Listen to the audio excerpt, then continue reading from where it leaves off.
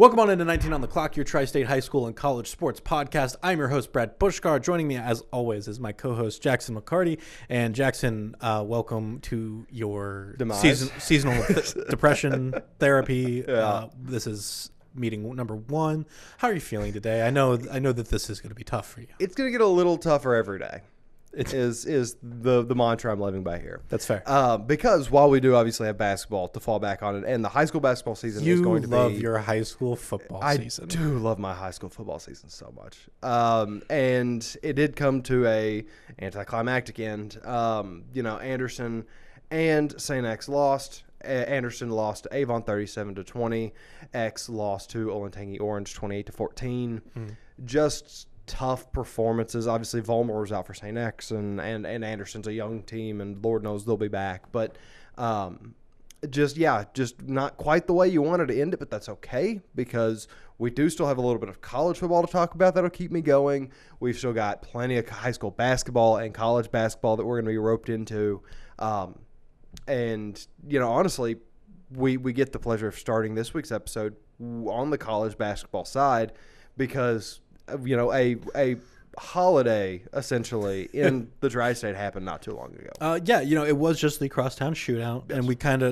And I know we had talked about, hey, let's get back into basketball right around the crosstown shootout time, and it really snuck up on us. Yes. And also last week was a week where I was like, oh yeah, we got to talk about football stuff. Yep. And so I felt a little bad about that, but Xavier did come away with the win over UC, 79-74. And just doing a quick little check-in of where both those teams are right now. Cool. Xavier's 7-3. Losses include Santa Clara on the 10th of November. Mm-hmm. Little rough. It was 87-68. A loss to Iowa, 81-62 in Iowa City, and a 1-point loss to Georgia in the Charleston Classic at the end of November as well. Okay. Now, here's the thing. Xavier was going to be a year of get back together. Yeah, I mean, they looked, as soon as you saw them, you're like, this is a team that's going to need rebuilding. And this is a team that has to develop pretty significantly. Well, and when Patino came in, that roster was like one guy, maybe two. I think it was one dude, because I almost remember him at the presser being like, there's as many of me as there are of them. You're right. Basically. So, you build that camaraderie, you build that teamwork, you build that connection, which is why I think the fact that getting a 1-point loss to Georgia on a neutral site is not that bad, especially as kind of a get right after those 2 earlier losses. I think it says a lot about Cincinnati that Xavier was able to beat them. Mm-hmm. Xavier has Missouri State on the 12th. That's this Friday. That's their last game before Big East play starts up. Do they have another non-con? No, they do not. Okay. Because I can never keep track of what conferences start their conference play at weird times. And the real lack of uniformity with college basketball does drive me crazy. Well, it used to be a lot more, like it was always just January was when conference play started. And now it's like it's moved up into December for like basically all the conferences. But they'll have Creighton on the 17th when we're recording our next episode. So it's going to be interesting to see how they fare in the Big East. I think UConn, again, looks like the team. I mean, surprise, UConn's the team to beat in the Big East this year. Right. But I'm cautiously optimistic that Xavier will be able to make some waves, kind of sit in the middle of the pack of the conference overall, or maybe get to that higher end. On the other end is UC. Yes. They will be playing Georgia this Saturday. Mm-hmm. A game I will mention for Holiday Hoops Giving. So UC is currently 6-3. Okay. Yep. That is a loss at Arkansas. Mm-hmm. Good Arkansas team. That's good. Good Arkansas team. Yeah, that's Cal. There's a pretty good coach there. Yeah. Some would say. Well, be careful. People don't like acknowledging him anymore. Fair. Then there was a loss to Louisville in the Heritage Bank Center, 74-64. Yeah. number 6, Louisville. Very top 10 team. Yep, that's a good program. 64-56 lost to Eastern Michigan. Yes. And then the Xavier loss. So 4 losses. You say so they're 6-4. Was Arkansas? Arkansas was an exhibition. That's my bad. Got it. Either way, the Xavier loss looks substantial. Yeah.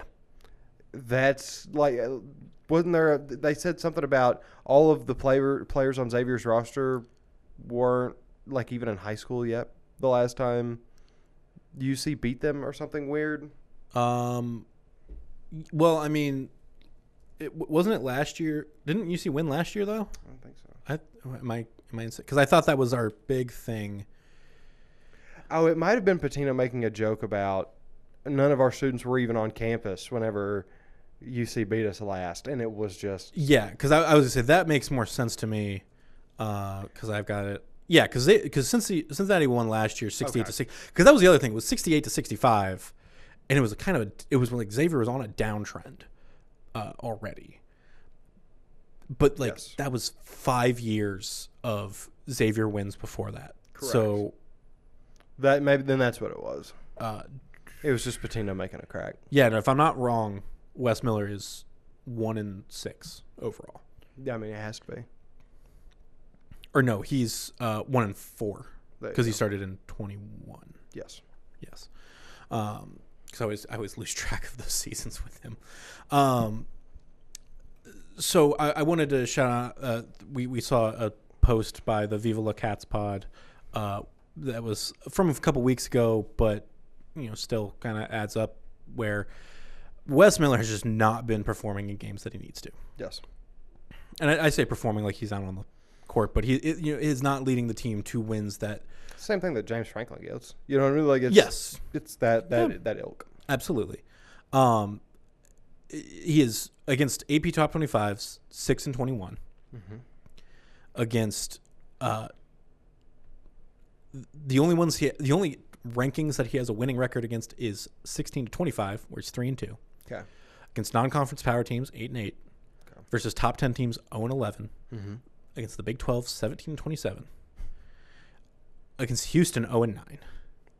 Which, again, Houston's been a pretty dominant program. But still, you got to steal one of those. You got to get a win in there somewhere, or a couple, really, or reduce the margin from 13 points differential in Houston's favor. And then versus the AAC, 20-20. This just feels like we're already kind of seeing it where a lot of fans I feel like are saying, hey, we gotta move on from this.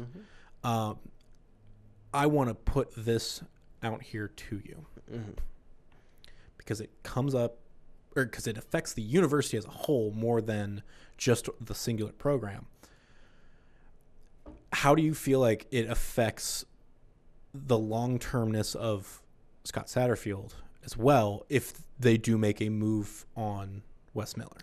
Well, honestly, I think that Wes is in the situation now that Satterfield expects to be in next year. I think Wes was running out of rope last year. Yeah. And did enough to hold on. Same as Satterfield. Yeah. By the end of it, Satterfield fell apart again. It was 7-1. Right. And it 7-5. And it unraveled. Yeah. So I think that if they do let Miller go here, it sends a very clear message. It's no, you guys are reading the timeline correctly. And I think you could absolutely argue more on Miller's side than Satterfield's that they have maybe even been quick to give too much rope. And, not to say that I think he needs to be fired or whatever, but I think that under certain circumstances, most schools would have let him go last year. And I think Satterfield's about to work into that natural. So maybe it does mean that Satterfield actually has 2 more seasons left in him, because where we're already at in Miller's process feels like it might be 24 months longer, 12 months longer than most schools would have let it go on. Yeah, because his contract is through the end of the 2029 Final Four. So the buyout would 2028, 2029. Yeah, so the buyout would probably still be like in the 20s. His buyout was $13 million as of April this year. Okay, so then maybe like 10, 9-ish, because there's just so many years left. On April 1st, 2026, according to the Sports Illustrated Cincinnati page, it would drop to 4.69. Wow. So they don't have. So he must have like no protected money in the back half of that contract. Because if his deal runs through for another 4 years, because his deal basically runs from, if I'm reading it correctly, like end of March 2029. Okay. So if they fire him before, like in that 2028-2029 season, it's $500,000. 27-28, it's $1 million. 26-27, 4.6. Fire him this year, it's 9.9. Okay. Or fire him this season, I should say, 9.9. So once So you but you are going to have to fire him. Well, no, you're not going to fire him before April. Never mind. No. No, I mean, you probably would kind of want to if you don't make the tournament, but I would. I mean, to me, it's $5 million that you just wait until April 1st and you hit the button. I think you announce that he's fired, but actually, no, that's probably illegal. Don't do a Brian Kelly, yeah. Yeah, that feels like that could be a problem. Don't suggest that UC become LSU. Maybe you just kind of do some window shopping. Oh, absolutely. Then yeah, you can be talking to other coaches and try and figure out things. You can't talk to other coaches. You can talk to their agents, though. Well, yeah, I mean, does Jimmy Sexton represent basketball coaches? Probably. It feels like his game. What's Woj up to? No, he's a GM for St. Bonnie. Yeah. For some reason I thought he like went to agenting for like half a second. Not his game. No, I think he's just like helping the athletes at St. Bonnie's be like as an agent. Have you seen the theories that he's NBA Centel? Yes. Oh, yeah. I've seen the fake Twitter account. Yeah. Those kill me, and I kind of hope it's true. Don't know how I got there. Sorry. Hey, isn't that the point of this podcast? It really is. But yeah, like UC. What do you look at?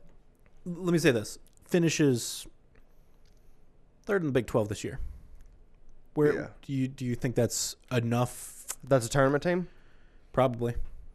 I mean, if they're a tournament team, they keep them. Okay. I think that's the bar that's been set at this point.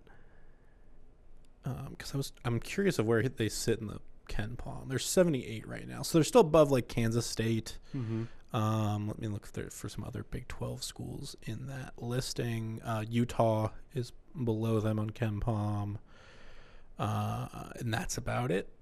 Yeah, because then it's a lot of Big Sky and Conference USA. I mean, like just below West Virginia right now. They're below Dayton. Yep. Which I think speaks a lot, even though that is a good Atlantic 10 team. Yeah, but the volume is up on that one. Mm-hmm. Well, and they're not even the best Atlantic 10 team, type thing. So, Flyers are good. They shouldn't be better than UC. Yeah, I think that feels like a fair statement. It's going to be interesting to see where they end up in the Big 12 this year, and I think below the upper half, you just got to make the move on April 1st. So. Yeah, that's about all you got. But that's our little check-in with Xavier and UC. We'll start digging in a little bit more also with Kentucky and Louisville coming up soon. But you wanted to dip our toes into the high school basketball side of things as well. I do. So basically with season being where it's at, it's early doors. Most of the games or the teams in Ohio have only played one or two, at least on the boys' side. I wanted to kind of set the stage for the season, some of the big players and names that you need to know before we really get into team breakdowns. Mm-hmm. So what I've decided to do this week is I've picked the 5 boys players that I think you need to know about before the season starts. Next week I'll do girls, and then the week after that we will open it up, start looking at teams, start looking at who you should be prepared for when it becomes state title time. Okay. Simple enough? Simple enough for me. All right. So we did a similar setup in the build up to football season. Yes. Right? Where it was, we'll push ahead to the players, and, Cam O'Hara made that list, and I'm actually coming up a little short as to who all they were. I'm sure that I put Devlin Daniel on there. But the one that I know led, because we talked about him ad nauseum, was Matt Ponatoski. Yes. Josh Tyson is the basketball version of Matt Ponatoski for us. Okay. Josh Tyson, we talked about ad nauseum last year because he was a sophomore leading Lakota West to a fantastic finish, a very young team, a very strong team. He's now just a junior, but he is making his name for himself, and he's not doing it quietly. Mm-hmm. So he's, like I said, a junior, 6'2", 170. 24/7 Sports has him as the 59th player in the class of 2027, the 8th best combo guard, and the 3rd best player in Ohio. He's got 12 offers. That includes Ohio State, UC, Arizona State, Penn State, West Virginia, Virginia Tech, Dayton. He's got options. Xavier notably not on that list. Yeah. Did want to mention that because they will pop up here in a minute, just not for Josh Tyson. In 2024, had over 15 points per game, over 3 rebounds, over 2 assists, 1.3 steals, and then shot 42% from 3. Okay. Again, as a sophomore. That was his 15-year-old, 16-year-old line. Yeah. Yeah. And I'm guessing he's only improving on that. Correct. In the season opener against Middletown, he dropped 18, 7 assists, 6 rebounds, and 3 blocks. Middletown, a solid team, not a team that's knocking the doors off the building, but nobody's going to really put up much of a fight against Lakota West this year, and Josh Tyson, a big reason for that. Mm-hmm. Also interesting because we are set up for something you don't really get to see all that often, but a real chance that Josh Tyson and his teammate Bryce Curry, that there are 2 years worth of debates as to who is better between the two. Okay. Because they're both guards, they're both Firebirds, and they both are earning records, or not records, but earning offers and buckets at a really high clip. So Bryce, also a junior. He's 6'4", 180. 24/7 Sports has him as the 129th player in the class of 27, the 8th best in Ohio, the 26th best shooting guard. Okay. He was a 4-star adjusted for their what is their, it's like their 3. He was a 3-star, and then whenever you do the other thing, he's a 4-star composite. Yeah, composite. His composite rating is a 4. His standard is a 3. Josh Tyson is a 4 both ways. Okay. Right now, Curry has 3 offers: UC, Kent State, and Duquesne. Interesting. But when you look at last year, he was playing a much smaller role, again, because he was a sophomore. I think this year he's set to blow up in a big way. Okay. So last year, almost had 12 points per game, almost about 3.5 rebounds, nearly 2 assists, 1.7 steals. Needs to work on that 3-point percentage, about 33%. Mm-hmm. But, he's got a pretty solid frame. He's might end up being 6'5", 6'6", hopefully, by the time he's ready to graduate, playing in that court, in front court. And then the season opener, like I mentioned, 16 points, 6 rebounds, 2 assists, and a steal against Middletown. So if you can't figure it out, Lakota West is absolutely a team to watch between those two. Well, the thing I like about Curry is I feel like he can play like a 2 or 3 role. Mm-hmm. Especially at the high school level. Especially at the high school level, and I think even like at a place like Kent State, mm-hmm. Or even UC, arguably, Tyson feels like a pretty solid like one lock of wherever he ends up going. Because he plays that combo guard role. So if they want to go like small ball, he might get some play as a 2. Sure. But you're primarily looking at him as a point. I think most teams are going to look for him to be their point, but can play him especially if he's coming into a team with trying to think of who he is getting offers from that I can draw this to. I think Ohio State has a few more of like long-term committed players that stick around type thing. And you can kind of have that like, oh, hey, here's the new guy. Like, let's get him in, but I want to leave the senior point guard in, and he kind of learn from that. Yeah, he could be a really good 6th man his freshman year at one of these programs. Absolutely. And just like the next year, as his sophomore year pops up, just really take over and grow into a larger role. But I do really I think Josh Tyson overall is probably the most well-rounded basketball player that the Tri-State has to offer right now. Does a little bit of everything. Can control the offense. The offense can run through him like that.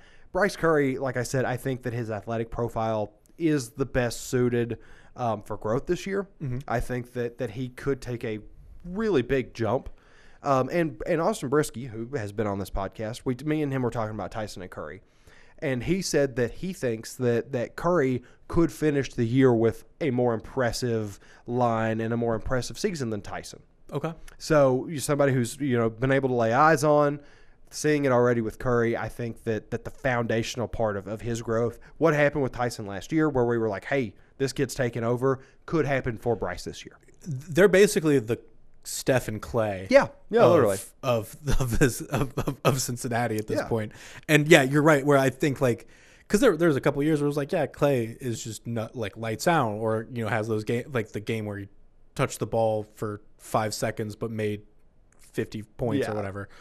Or it was like 7 dribbles on 9 or 12, 14 shots or something like that. I don't know. I know. No, it was some ridiculous stat, but. I can see these two working together well, where you're not going to have one as 20 points per game per se. Mm-hmm. You're going to have both at 18 or both at working together, and maybe where it's Tyson figures out he can start being the guy that puts the ball in somebody's hands to get them to score, while Curry is playing a rebound, getting himself open, things like that. So absolutely. Lakota West, absolutely a team to watch. And then the next player I want to talk about, the last one we'll have on 24/7 Sports this year. Also, I'm going to have the chance to see in person this upcoming Friday. Exciting. Isaiah Mack Russell at Winton Woods.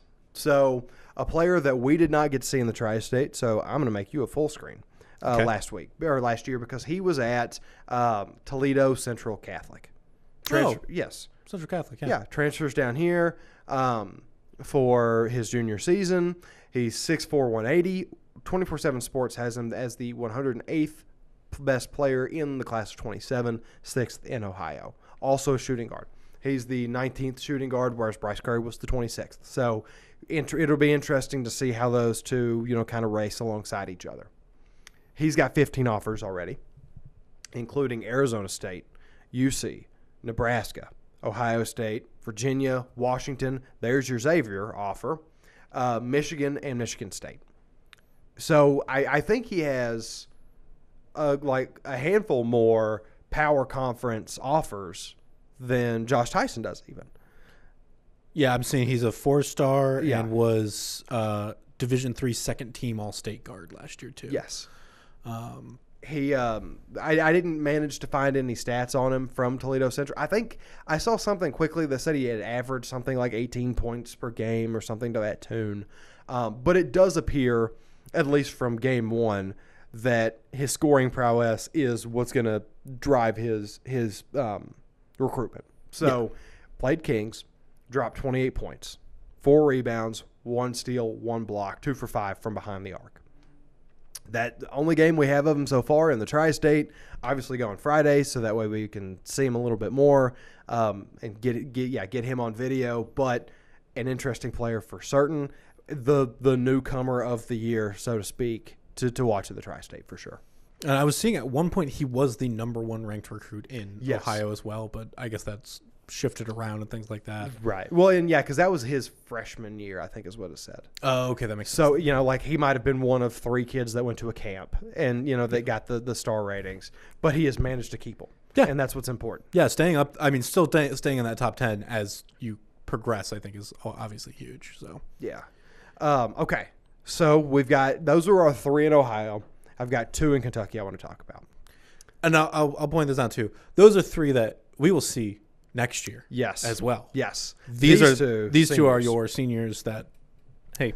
Odds are when I'm getting us ready for next year, those 3 names, presuming they don't, because the issue with high school basketball is, and I say issue, do whatever you want, as a 17-year-old, do what you think's best for your life. But a lot of times basketball is driven by the academies, down in Texas and Overtime Elite and stuff like that. For sure. Talon Kinney, a 5-star from Newport, left for Overtime Elite, we no longer got to see him. Yeah. That sucks. Yeah. So, like, Yeah, do I want to guarantee that Josh Tyson, Bryce Curry, and Isaiah Mack Russell will be here next year? No. But I sure would like for them to be. Yeah. And they're young enough that they could be. Athens McGillis, though, has been a baller. In the region for some time. Yes. He was a legitimate headline stealer last year. He is making CovCath a possible state champion contender. And some would argue in this office, the best basketball team in the tri-state.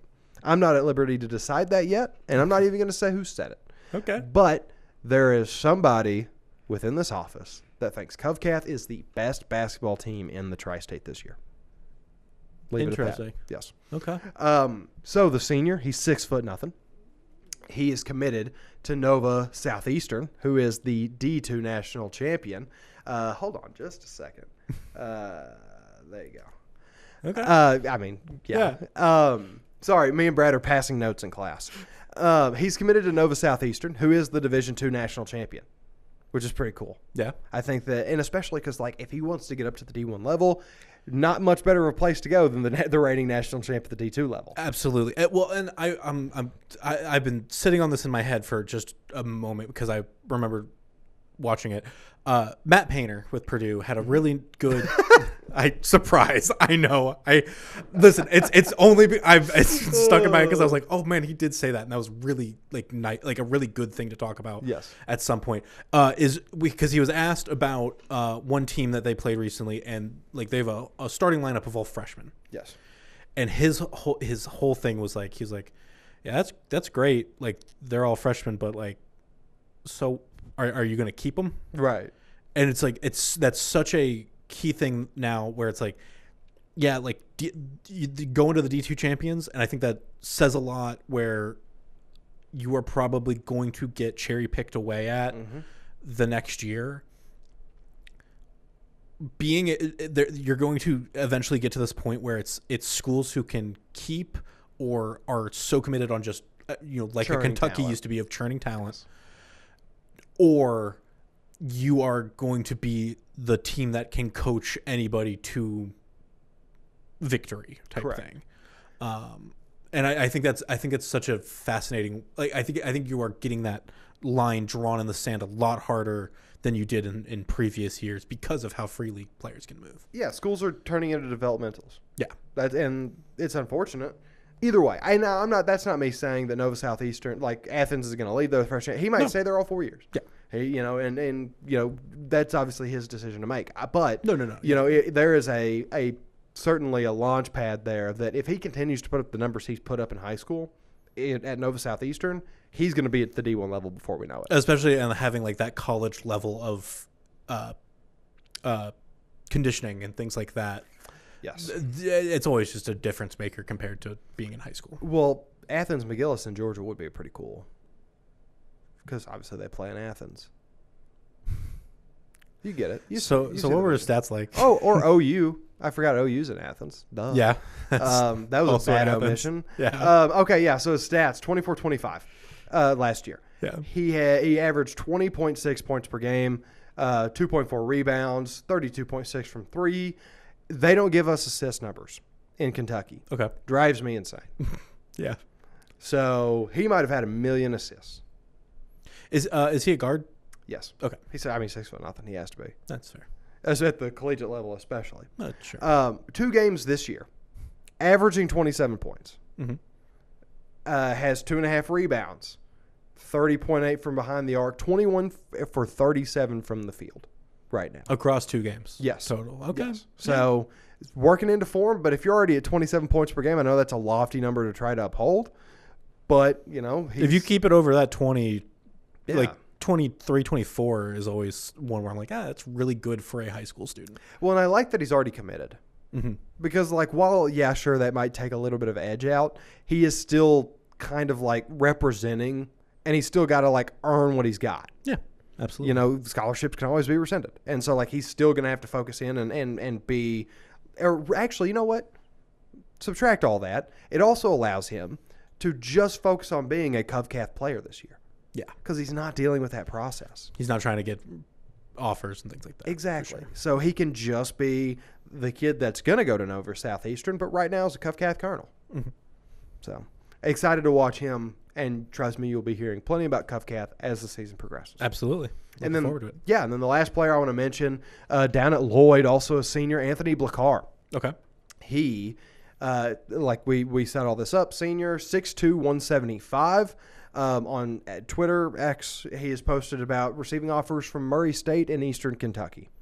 Think that he will probably eventually get a couple more. Did not say that he committed one way or the other, though. Okay.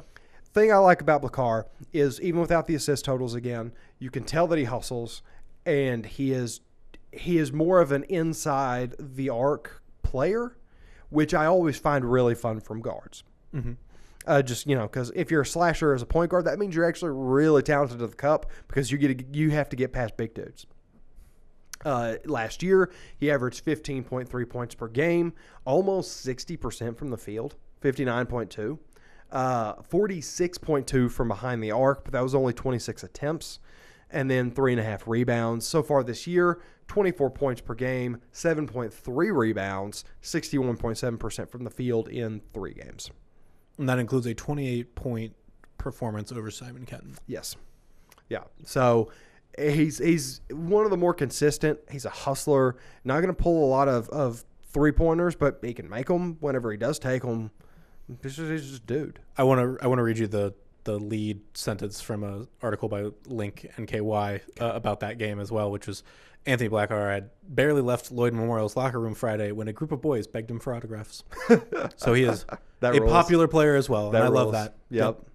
That rolls. So, yeah, hopefully he's off to those offers, or maybe he loves Murray State or EKU, and we get to watch him at that next level and see how that continues to progress, because I got a feeling that he's going to be a really impressive player to watch, and one that – so, obviously, Josh Tyson, Bryce Curry, Athens McGillis, they're all very talented players. Oh, yeah. I think Anthony Blacar could be one of the could be the most fun to watch highlights of this year. Okay. Yeah. I see what you're saying there.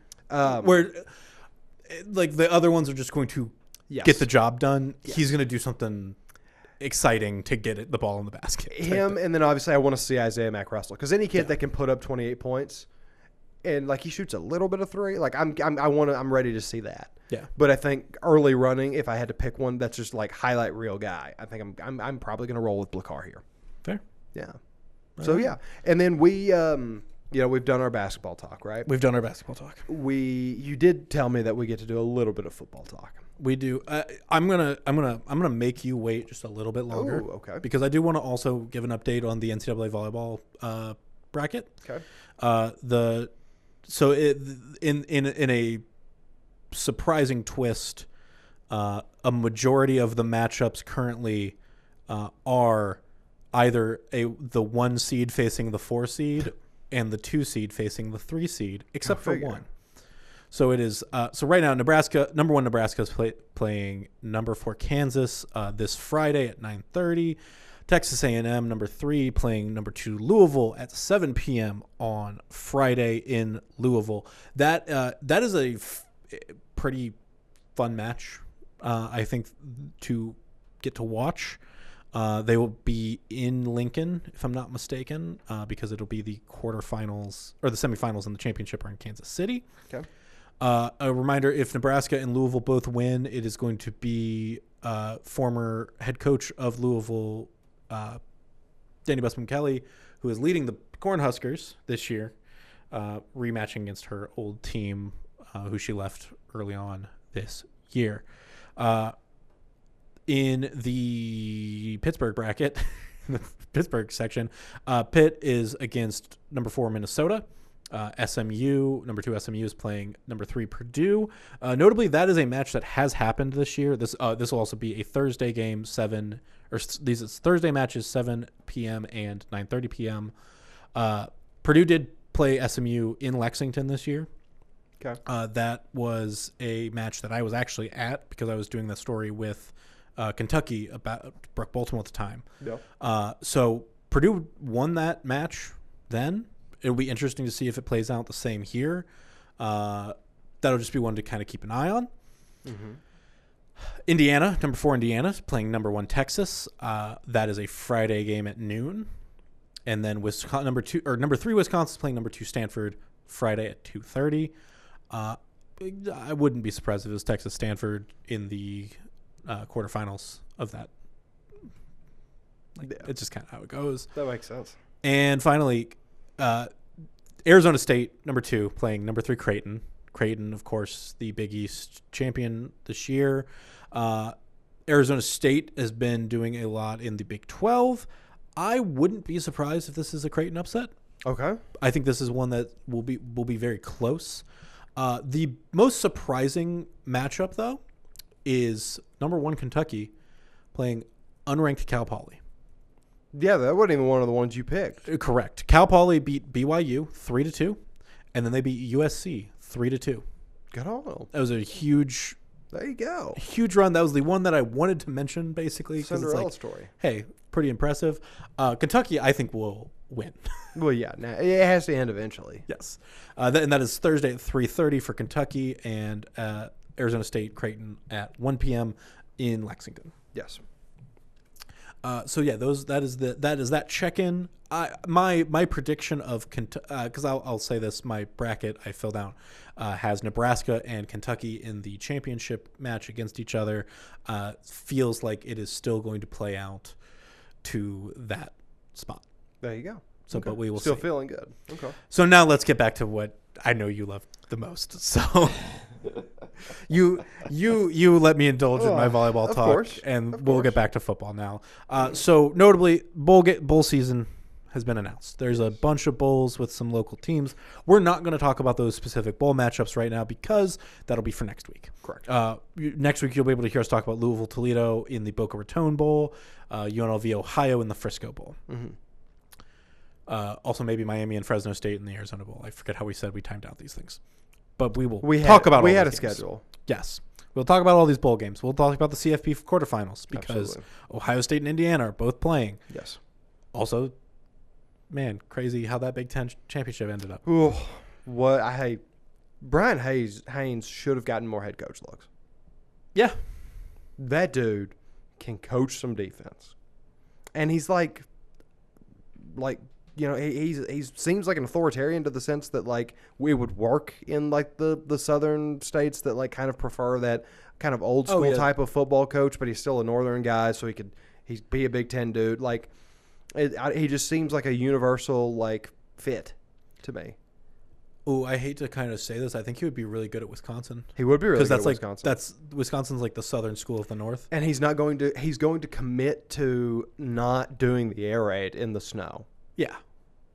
He'll find somebody that runs a power spread offense and be done with it. Yeah. And that's exactly what you need up there. That's a really good. That's a really good point. But what we wanted to talk about, Jackson, is because we had a little bit of excitement with the Bulls. Yes. Because normally there, my understanding is that there is 41 bowls this year. I believe that number is correct. Yes. There are 82 bowl eligible teams. Correct. Who were 6-6 or higher. Mm-hmm. What that usually means is that every single team is put into a bowl. Mm-hmm. But there were 3 opt-outs this year. There were a lot more than that, technically. Yes, and decliners. There were 3 opt-outs and then decliners afterwards. Yes. So let's talk first about the opt-outs. Yes. Iowa State. Matt Campbell left. Get it. I totally get that one. I get it. I don't love it, but I get it. I believe that some of their players entered the transfer portal as well, and we're kind of like, hey, probably let's just knock this one out. Then there was Kansas State. Mm-hmm. Another one where they were just, I think. Well, Kleiman just retired, right? Yes. But I still would have thought Colin Klein would want to come in and do the thing. Because he's the head coach in waiting. Yeah. I think that they're just like, hey, we're going to just make all these changes because Klein is coming out. Right. Candidates, they're basically figuring out the candidates for who's going to fill the staff at this point. Right. Which I kind of get it. Which them just immediately being like, no, Colin Klein's our head coach. I respect that so much because that's who needed to be the head coach. Now, both those teams are being fined $500,000 by the Big 12. Okay. Whatever. Yep. I think it's still fine. Here's the one that I am very that I think you and I both agree. Kind of like, why are you doing that? The whole world almost agrees. Pretty much. Notre Dame. Yes. They were in contention for the college football playoff. If you ask them, they should have been in it. And sure. Yeah. They lost to two teams this year who are in the college football playoff. They play each other the first week. Miami and A&M. Yep. They are. Yeah. That could be the Notre Dame the Bowl. Notre Dame Bowl. Yeah. There you go. Notre Dame said, we are going to decline any bowls, and we're going to focus on bringing a national championship to South Bend in the 2026 season. Why? Here's my big thing. I understand you're upset. Mm-hmm. I think as Notre Dame, let me put there's two things I think that are at play here. Mm-hmm. One is the fact that all of the bowl games of grandeur are now in the college football playoff. Mm-hmm. Because, respectfully, if you win the Arizona Bowl, it's whatever. You win the Pinstripe Bowl, it's kind of whatever. It was always the Rose Bowl. It was the Sugar Bowl. It's Pop-Tart Bowl. Like, it's the gimmicky ones. There's nothing wrong with that. The Pop-Tart Bowl was, I believe, the second or most viewed bowl game last year. Probably. But like the Rose Bowl, the Sugar Bowl, the Orange Bowl, the Fiesta Bowl, Cotton Bowl, like those were always the ones that everyone was kind of like, oh, we gotta, like, that's the trophy you want to bring home. Correct. And I think that. Did you say sugar? Yeah. Okay, good. I believe so. If I didn't, sugar. All of those bowls were just so important to the idea of why you even are doing the bowl season, because you were trying to play for that. Yeah. Now it is just so focused on the college football playoff, on the national championship, that I think you're losing. I think these teams are losing sight of what made the sport as fun for fans sometimes. Right. So I think the fact that Notre Dame turned down those bowls, because what else? When you immediately heard that, what were your initial reactions? What, the Notre Dame turned it down? Yeah. That they were throwing a tantrum because they didn't make the playoffs. Like, in no uncertain. Like, because ultimately they thought that they should be in over Miami, who they lost to. They thought maybe they should be in over Alabama, who they did not play and was in a conference title game. Mm-hmm. And the precedent's been set. They're not going to punish a school for being in a conference title game, especially whenever the alternative is a team that refuses to join a conference and gets to choose their schedule every year. I don't think Notre Dame's schedule was embarrassingly bad like people like to make it out to be. No, it's also nowhere. It's not an SEC schedule. I will pull up Big Ten schedule. There's a couple strength of schedules that I can compare it to. Give me 1 second and I'll pull up those stats for you. You can do that. But like their best win, 10 points to USC, who was like not even really in the bubble of playoff mentioning anymore. Pitt, they beat Pitt by 12. Which, they got closer than at the end of the game. But, or no, not 12, 22, sorry. Mm-hmm. Strong win. But, like, Miami had Notre Dame. Mm-hmm. Alabama had Georgia and Tennessee. Like, it's just, you didn't have stronger wins than the teams you were going up against. You lost your head-to-head to A&M and Miami. Yep. Like, there's nothing you can do about it. Like, sorry. Don't lose those games if you want to be in the playoff. Notre Dame had strength of schedule rankings via Sagarin. Mm-hmm. Notre Dame was 32nd. Okay. Miami, do you want to guess? Probably like 40s. 30th. 30th, okay. See, because the ACC was bad. Ole Miss. Yeah. Do you want to, I'll let you guess them. I'll say this. It's not that far off from like where Notre Dame is. 24th. 39th. Really? Ole Miss was under, yes. How was Ole Miss' schedule that bad? Did they really get that much of a cupcake in the SEC? I think it was a little bit. Yeah. Indiana, You want to guess that? Because I know Indiana's the one that everybody likes to talk about as being like the weakest schedule, and arguably their non-conference was 50th. I don't know. 43rd. 43rd. Okay. And then BYU. 50th again. 34th. 34th. Yeah. Okay. And so like it's this thing. Notre Dame doesn't lose to one of those two in one of those two games. I think they're obviously in. Yes. You're 11-1. So okay. So I also just because I made a thing about the Ole Miss schedule, did have some weak like their non-con was trash. Yeah. And then the LSU loss looked worse than it was when it happened because LSU was fourth in the country. Mm-hmm. Or LSU, they beat LSU, but it looks like a worse win than it actually was in that moment. Yes. They lost to Georgia by 8, beat Oklahoma by 8, and that was kind of the pinnacle. But they also did beat another playoff team. They beat Tulane by 35. Yeah. So it's, like it just got a weird spot. But they're also a one-loss team. Mm-hmm. They won their game, so they got to be there. Exactly. So the thing that I wanted to mention, I was talking about like the bowls and like their importance. When I look through the list of all of the bowl games, where I go, what is one that like really matters? It's like there's the Citrus Bowl still. Mm-hmm. That's gonna be Texas and Michigan this year. Yeah. But like the Pop-Tart Bowl is one of the biggest bowls. It's got BYU and Georgia Tech this year. The Music City Bowl is like the music. It doesn't really do a whole lot. Listen, just because both of our teams have played in that so much. Yeah, it's just because we see it a lot. Yeah. And like but you're right. That's like still like a catch-all like Big Ten versus SEC one, so it kind of feels like it has some weight to it. Yes, that's like why the Duke's Bowl is SEC, ACC, but Yep. like it's Mississippi State with Wake Forest this year. Yeah, like it's bad. It's not that big, and it's like it's good for being in Charlotte and having that like draw of fans. Right. So I can't say like, oh yeah, bringing back. Part of me wants like the bowls to still be separate. Wouldn't just like make this the play, but then like all of a sudden your Cotton Bowl is like Illinois versus Tennessee, like 2 8-4. You know what I mean? And then it's like, well, now that trophy just doesn't mean anything. You see what I'm saying? I see what you're saying. What if?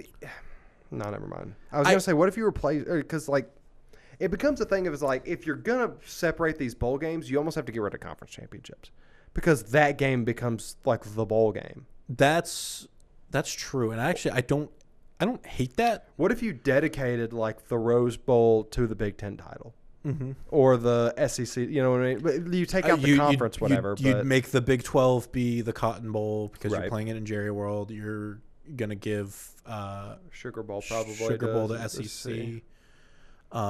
Citrus could be ACC. Well, Orange. I would do Orange. Fiesta Bowl to. That could be like a Pac-12. catch-all. Yeah. Oh, yeah, that's back. Boise State, I hope you're ready for your Festival wins. Sugar or Peach Bowl would probably be the SEC. Yeah. I would imagine, actually. I think it'd be Sugar. But, yeah, Peach is up. Peach is in Georgia. So, I don't care. I don't – the SEC title game I'm just trying to I'm out. throw these out here. Either way. Listen, I just want to point out you did be like, hey, give the Pasadena, California one to the Big Ten, which I understand is. Because I think of Big Ten teams. I think of USC. Because technically, yes, they are two Big Ten teams still. Yeah. I think, yeah, it's one of those things that they got custody with in the divorce. Yeah. Oh, I mean, yeah. That's, yeah. So, yeah, it's. I think Notre Dame. I understand when coaches are like, hey, we have too many players transferring out mm-hmm. that don't want to play, like don't want to be committed, like fine. Yeah. The fact that like Summerall is still focused on coaching at Tulane, but also doing his. I mean, have you seen his Twitter? Focused. No. His Twitter profile picture is him on a sideline. But it's like a line down his chest. One half Florida. One half is Tulane. One half is Florida. And he's like, good. I've got 2 phones, 2 teams, and like 2 hours of sleep or something like that. I was that like, is funny. All right, I'm on board with this guy. Like, that is fantastic. That's pretty fun. I mean, he's gone up against Ole Miss. It won't be that long, but Sure. But still, yeah, it's and we've seen it's different. Like Will Stein has talked about like how he's flying back and forth and recruiting for both, and so like to be like, oh no, we're going to focus on a title for next year by not playing this Saturday. That's 4 months away from the start of next, or 6 months away from the start of next season. That's my biggest thing, and you know what? If all the players are like, hey, we're gonna like the seniors are like, we're gonna focus on the draft. Like, sure, Jeremiah Love probably not playing in that game. Mm-hmm. But most of the there's rest still of plenty of juniors and sophomores that or put the sophomores and freshmen out on the team, out on the field. Yeah, there's seniors. Let them have fun. There's seniors there that want to play that because they're probably not going pro. Bowl games are unusable as like visions unless they fit your narrative. Correct. And so stupid. Well, and that just you want to their response essentially, and then we can be done if we want. But their response to being left out of the playoff is taking your toys and going home. And it was also to grab a bullhorn and say none of the rest of it matters. Mm-hmm. It's like, and it's like, I mean, they're saying the quiet part out loud. Correct. Because you're right. The bowl games don't really matter that much. But like they never really technically did. No. It was more fun. And because we decided that there was like essentially 6 different national champions, on these different bowls and whatever. Like, but now you just have to all of them keep playing each other, and so it reads like a team that has not set themselves up to meet the requirements of these brackets, complaining that they don't meet the requirements of these brackets. You're not a conference player. You didn't have a strong conference schedule. And you lost 2 games against the 2 best teams you played against. If they're in conference, they go to the ACC championship. Absolutely. If they probably beat Virginia because it wouldn't have been Duke. Mm-hmm. If they're an ACC team, they're probably playing Miami again right now, or they're playing Tulane. Yeah, I mean JMU's not in there, right? Too. Yeah. So, yeah, I think there's going to come a time, and this is me setting up a much broader thing that I think we would need to get Betsy in here to talk about. Probably. With. But I think there's going to be a time where Notre Dame is going to have to figure out if they want to eat their cake or have it, because the independence, but being in the ACC, but not being the ACC, except for every other sport, and they're only in the ACC when the ACC is good. That's their life. It's like we're a different thing. They only care about the ACC too when it is good, affects them, right? And they're like, hey, because they could fix the scheduling issues in the ACC by just joining and being a full-time member. Yep. But then they have to cut down a little bit of their TV money. Yep, because they have to share that exclusive contract with NBC is gonna have to go, and it's like, if they really like it that much, honestly, I get it, but you gotta with the state ACCs in, they might let them keep that and join the conference full time. I bet that there's grounds for it. I think at this point it's just no. I think it's. I only say no because I think like the Clemsons, the FSUs are going to be like, no, we want that cut because, or we're leaving. Yeah, like they've been threatening. Yeah, to I leave. guess. So I guess. Either way, I think that there's ways to just include Notre Dame in the conference whilst not giving them any of your TV cut. Mm-hmm. And you know what I mean? They are just purely a function of the standing graphic. Yeah. But I'm not in those rooms. I don't know. Either way, bowl games are back. Bowl games are back. Bowl games are starting up. The first ones are going to be this weekend on Saturday. Yes. I'll just give a shout out to the Celebration Bowl, which is South Carolina State versus Prairie View A&M, and the LA Bowl, Boise State versus Washington. Yes. So, we still have football. That's all that matters. Yes, sir. But until then, until we talk about our next set, where can they find us, Brad? Oh, you can find us anywhere you get your podcast, right under the FOX19 NOW sports feed, where you'll get us on Thursdays, and you'll get the Gold Standard on Fridays with Charlie Goldsmith and Joe Danneman. Talk about something Bengals or Reds. A little bit of both. A little bit of both. I would imagine they're peak Bengals right now. They're peak Bengals, but Schwarber will come up. I was going to say they have the big Schwarber news that I think we're going to probably talk, because Charlie was pretty on top of that this week when it broke, and he already had thoughts on it like an hour after it broke, because he's that good. So, you can always check out their stuff. You can also find our video versions on YouTube, on the FOX19NOW.com website, under podcasts, under 19 on the clock. And then, of course, Bengals Now on Wednesdays still, which this week and next week will be normal. I don't even try to keep up with the schedule. I don't know what it's going to be like that week after, so we'll figure that out before next week. We will. We're a week-by-week team. Yeah. I'm just like, I know Bengals Now is not happening on Christmas Eve. No. So we'll figure that one out. No. But yeah, that is all that we have for you this week. So thank you so much for joining us. We'll see you next time. Have a good one.